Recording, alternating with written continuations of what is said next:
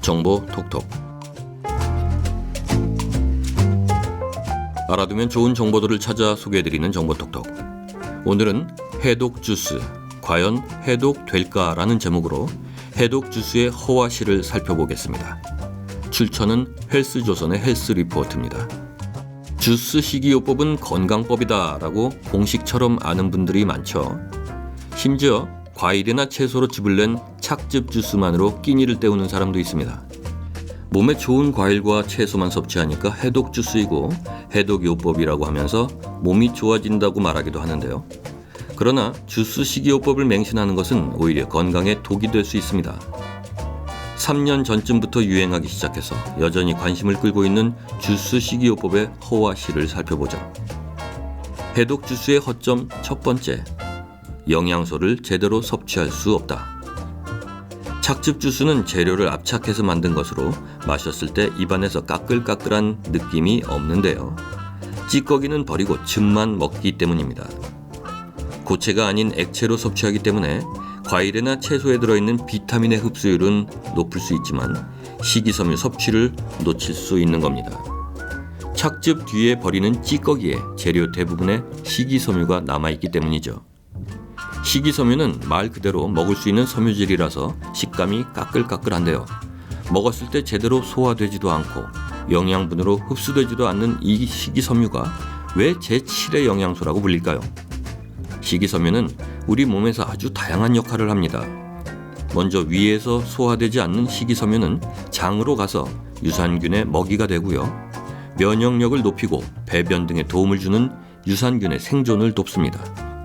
실제로 식이섬유를 섭취하면 좋은 유산균의 일종으로 알려진 비피더스균이 증가한다는 보고도 있죠. 또 식이섬유에는 대장 운동을 촉진시키는 효과도 있습니다. 대변이 대장에 오래 머물면 대장암에 걸릴 위험이 높아지는데요. 대변에서 발생하는 각종 독성 물질이 대장에 영향을 미치기 때문입니다.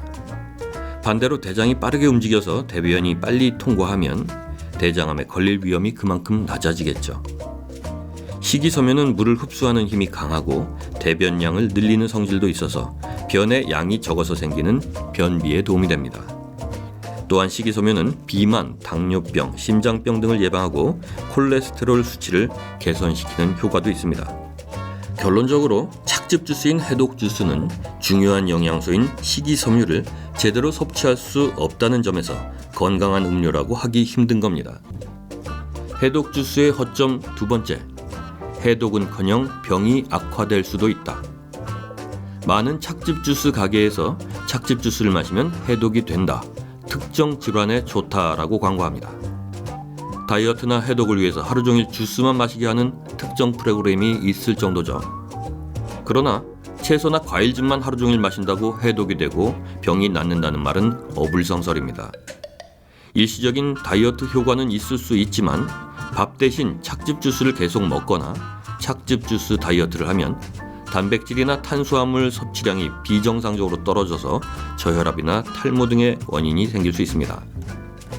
실질적으로 우리 몸에서 해독을 담당하는 기관은 간과 신장이라서 착즙 주스를 마신다고 해서 간이나 신장에 직접적으로 작용하는 게 아니라는 사실을 알아야 합니다. 특히 당뇨병 환자라면 착즙 주스는 마시면 안 됩니다.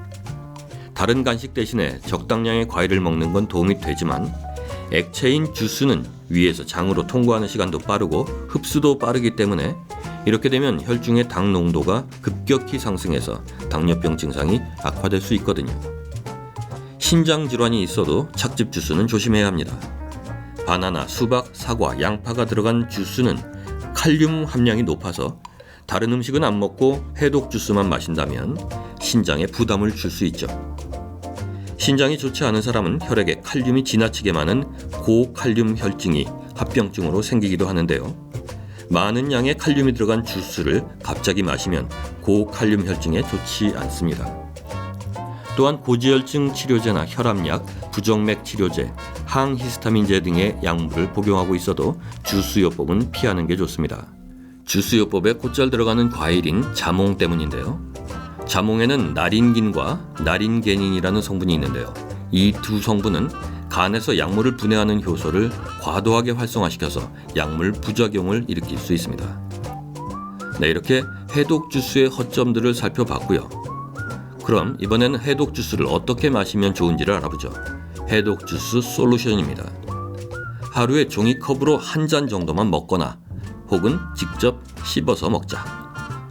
앞에 해독 주스의 허점을 살펴봤는데 그렇다면 과연 과일 또는 채소를 착즙한 해독 주스가 몸에 나쁠까요?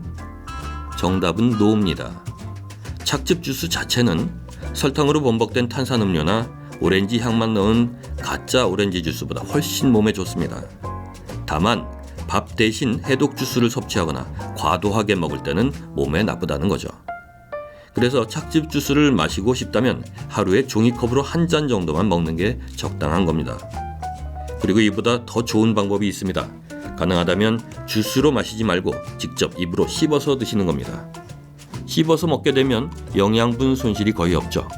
다른 가공을 거치지 않고 바로 소화기관으로 흡수되기 때문입니다. 과식도 막을 수 있겠죠. 포도로 착즙 주스 한 잔을 만들려면 거의 한 송이에 가까운 양이 필요한데요. 주스 한 잔은 금방 마시지만 한 송이를 먹으려면 시간이 좀 더 필요한 만큼 과식을 피할 수 있습니다.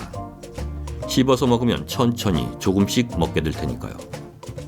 네, 정보톡톡 오늘은 해독 주스의 허와 실을 살펴봤는데요. 오늘 말씀드린 것이 해독 주스가 나쁘다는 말이 아닌 건 다 아시겠죠?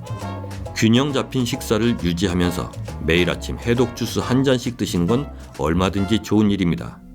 다만 다이어트 등의 목적 때문에 해독 주스로만 식사를 대신한다든가 해독 주스가 좋을 거라고 하는 맹신으로 지나치게 많은 양을 드실 경우에 생길 부작용을 염두에 둬야 한다는 말씀을 드린 겁니다.